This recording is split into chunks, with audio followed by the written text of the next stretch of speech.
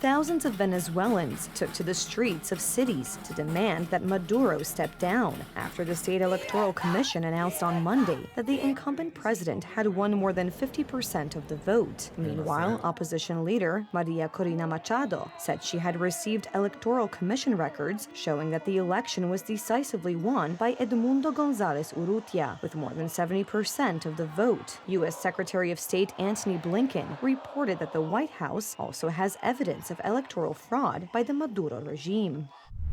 Electoral data overwhelmingly demonstrate the will of the Venezuelan people. Democratic opposition candidate Edmundo González Urrutia won the most votes in Sunday's election. Venezuelans have voted, and their votes must count. Representatives from the U.S., Mexico, Argentina, Brazil, Uruguay, among others, have called on Venezuela to publish detailed voting results. It is clear that Edmundo González Urrutia defeated Nicolas Maduro by millions of votes.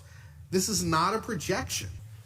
The fraud is clear. Let us not be complicit in fraud. Let the region not be indifferent to the will of the people. Brazil is waiting for the publication of all the partial data from the polling stations. Without this, there will be no transparency, no credibility, and no legitimacy of the election results. The suppression of protests in Venezuela is being assisted by Russian Wagnerians, who are likely acting as instructors and reinforcements for local police. Footage has surfaced online of Venezuelan officers, among whom stands a man in another uniform, on whose sleeve can be seen a patch with the Wagner Group emblem. This is an extremely brutal formation, among other things, consisting of criminals who are involved in both the annexation of Crimea, support for Donbass separatists, and the war in Ukraine.